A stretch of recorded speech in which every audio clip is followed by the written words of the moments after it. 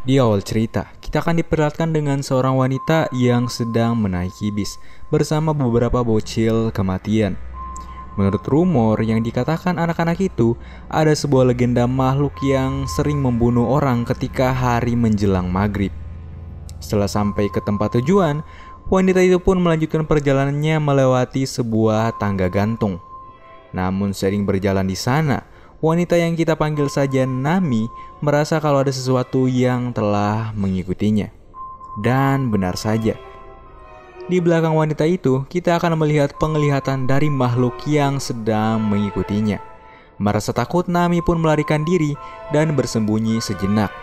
Dari kejauhan, Nami mendengar kalau ada anak-anak yang sedang bercerita tentang sebuah mitologi atau urban legend tentang makhluk yang bernama Teke-Teke. Sebuah makhluk yang hanya memiliki setengah badan manusia.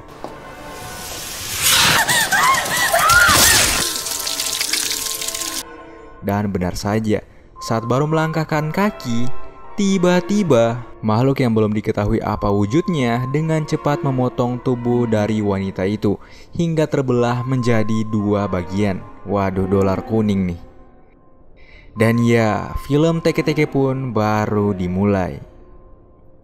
Beberapa hari setelah kejadian itu, cerita akan berfokus ke seorang wanita yang bernama Kana dan seorang temannya bernama Ayaka. Di sekolah, Kana dan Ayaka sering berbicara tentang seorang pemuda tampan yang berada di kelas mereka, yang bernama, kita panggil saja Utsumi. Kemudian Ayaka meminta bantuan kepada sahabatnya itu untuk memujuk Utsumi agar mau kencan dengan Ayaka. Dengan senang, Kana pun melakukannya. Saat itu Kana langsung bertemu dengan Utsumi dan membicarakan ajakan kencan dari Ayaka kepadanya. Dengan pede, Utsumi pun mau kencan dengan Ayaka. Mendengarkan hal itu, Ayaka pun merasa senang dan berterima kasih kepada sahabatnya, yaitu Kana. Saat pulang ke rumah, Kana pun diberitahu oleh ibunya kalau dia telah kedatangan seorang tamu. Saat naik ke kamar, Kana melihat kakak sepupunya yang bernama Rie-chan sedang santuy di sana.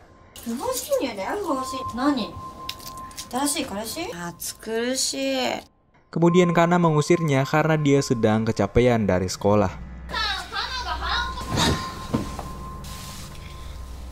Keesokan harinya saat berada di sekolah, Ayaka mulai menceritakan hal-hal yang telah ia lalui bersama Utsumi kemarin. Tapi di satu sisi Ayaka merasa kalau mungkin Utsumi malah suka dengan Kana. Kemudian karena sebentar malam mereka akan pulang bareng, Ayaka kemudian mengajak Kana untuk pulang bertiga bersama Utsumi. Saat waktu pulang tiba, mereka bertiga menyempatkan diri untuk nyantui di kafe. Tapi saat berada di sana terdengar sebuah berita kalau ada kasus pembunuhan yang sedang terjadi. Dan itu adalah wanita yang di awal scene tadi yang tubuhnya telah terbagi dua.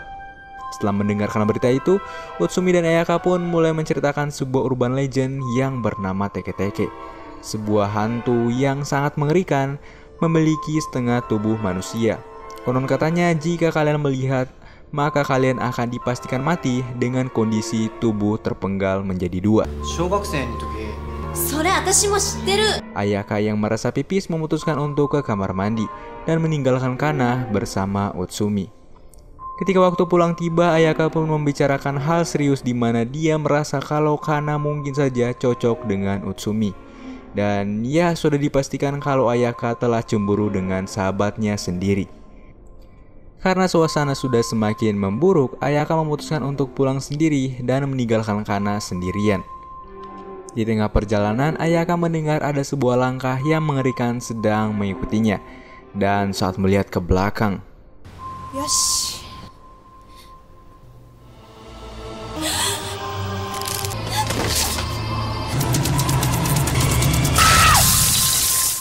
keesokan harinya, rumor tentang kematian Ayaka pun tersebar luas.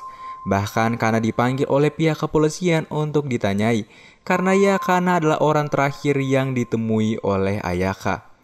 Namun Kana yang merasa terpukul hanya bisa terdiam saat ditanyai oleh pihak yang berwajib. Di sore hari saat berada di rumah, Kana merasakan ada hal yang aneh sedang mengintainya. Namun ternyata itu hanya perasaannya saja. Sehari setelah kematian Ayaka, kehidupan Kana mulai berubah. Kana merasa sangat kesepian setelah kehilangan temannya tersebut. Namun tiba-tiba Kana mendengar ada beberapa anak kecil yang kembali menceritakan urban legend teke-teke. Sehabis pulang sekolah, Utsumi yang melihat Kana pulang sendirian akhirnya menghampiri. Utsumi yang tahu Kana sedang merasa sedih mencoba untuk menenangkannya.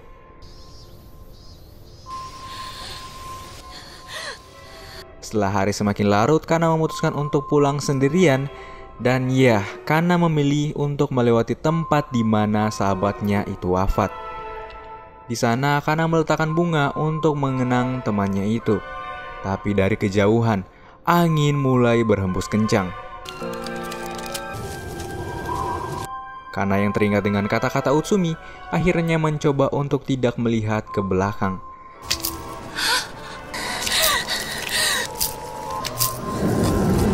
Namun karena mendengar suara panggilan Ayaka, membuat Kana akhirnya menoleh ke arah belakang. Dan benar saja, Kana melihat sebuah makhluk yang hanya memiliki setengah badan manusia.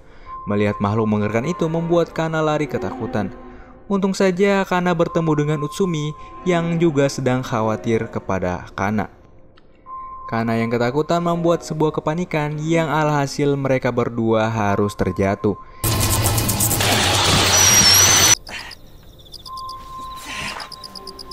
Keesokan harinya Utsumi pun menderita sebuah cedera kaki yang membuatnya tidak dapat mengikuti perlombaan sepak bola. Melihat hal itu, Kana yang merasa tidak enak hati memutuskan untuk pergi. Di sebuah perpustakaan, Kana mencari sebuah buku yang mengisahkan tentang para urban legend di sana. Dia pun mengetahui fakta kalau teke-teke adalah sebuah urban legend yang nyata dan tercantum di dalam buku tersebut. Tiba-tiba datanglah Rie-chan yang juga sedang berada di perpustakaan itu.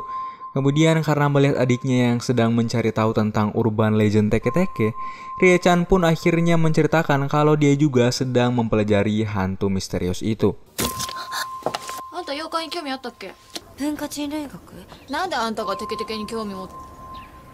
Rie mengatakan kalau seseorang yang melihat teke-teke akan mati kurang dari 3 hari. Merasa ini adalah waktu yang pas, Kana pun menceritakan kalau semalam dia telah melihat hantu itu. Dengan petunjuk yang minim, mereka memutuskan untuk mencari seorang profesor yang ahli dalam bidang urban legend. Karena dengan begitu, nyawa adiknya mungkin saja bisa diselamatkan. Perjalanan yang memakan waktu sehari itu pun membuahkan hasil di mana mereka berdua berhasil sampai ke tempat profesor itu. Ketika bertemu dengan sang profesor itu pun menceritakan asal-usul dari hantu tersebut. Dulunya ada seorang gadis muda bernama Eriko yang bunuh diri di sebuah rel kereta api. 60年ぐらい前、遺体の下半身がしばらくして地元の子供たちが。その女性は karena telah diperkaos. Setelah itu dengan bantuan anak buah dari si profesor, Kana dan kakaknya diantar ke tempat kerabatnya Eriko. あの人は看護婦で亡くなったんはひどかったんよ。玲子さんがなんで自殺、ここだけの話。交換されたってことですか。 Di sana mereka pun mengetahui semakin jelas tentang asal-usul hantu itu. Diceritakan Eriko adalah seorang gadis baik yang diperkaos dan karena hal itu membuat dirinya sangat takut dengan darah, bahkan trauma dengan hal yang berwarna merah. Bahkan benda merah apapun akan ia buang. Setelah semua itu, mereka masih belum mendapatkan petunjuk untuk bisa selamat dari kutukan teke-teke. Tapi tiba-tiba anak buah dari profesor yang kita panggil saja Taki menceritakan kalau dulu Eriko mempunyai saudari perempuan yang membangun sebuah batu peringatan untuk menahan arwah Eriko. Namun semenjak kematian adiknya Eriko membuat batu itu menjadi tidak terurus dan akhirnya jatuh. Mungkin saja dengan memperbaiki batu itu bisa menghilangkan kutukan teke-teke selama ini. Rie-chan akhirnya menceritakan kalau ia juga telah melihat hal yang sama seperti yang Kana lihat.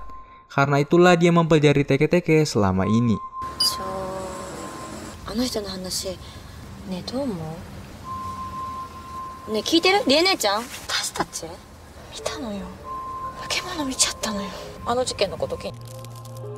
Dengan petunjuk yang diberikan oleh Taki, Mereka pun menuju ke tempat batu peringatan itu berada. Namun, saat sampai di sana, ternyata mereka salah tempat. もしもし、三笠町にいるんですか？今、三坂にいるっつってんだよ。三笠町です。 Dan waktu yang tersisa pun hanya tinggal beberapa menit saja. Dengan penuh kepanikan, Kana dan kakaknya pun menuju ke tempat yang sebenarnya.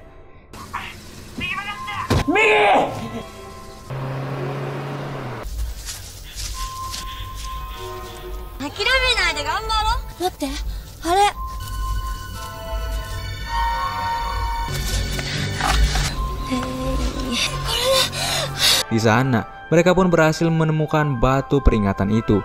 Tapi dari kejauhan, datanglah arwah teke-teke yang akan menyerang mereka berdua. Namun untung saja batu tersebut berhasil diperbaiki sebelum teke-teke menyerang mereka.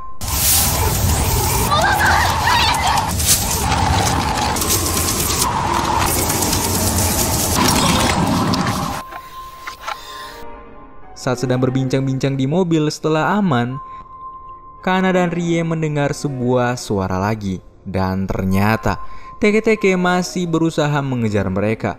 Kemudian Kana pun sadar kalau mobil yang dipakai kakaknya adalah berwarna merah. Tentu saja hal itu membuat teke-teke kembali menyerang mereka.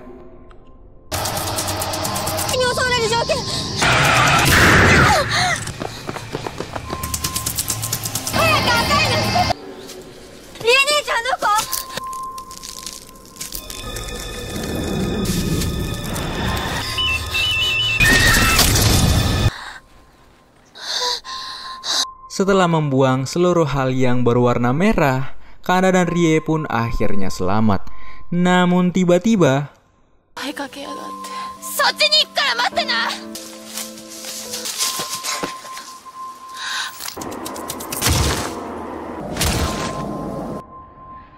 beberapa hari setelah kejadian itu, dirumorkan bahwa ada seorang gadis yang terbaring di rumah sakit. Dan dia selalu membuang barang-barang yang berwarna merah. Ya, kalian semua pasti tahu siapa gadis tersebut. Jadi gimana nih filmnya? Pesan yang bisa kita ambil dari film ini adalah jangan pernah keluar saat waktu maghrib atau larut malam, karena mungkin saja akan ada makhluk semacam itu yang akan memangsa kalian. Tapi ya, bagi orang Indo sudah menjadi budaya untuk tidak keluar di waktu maghrib. Dan mungkin saja pembahasan di video kali ini. Iqbal di sini, sampai jumpa di alur cerita selanjutnya.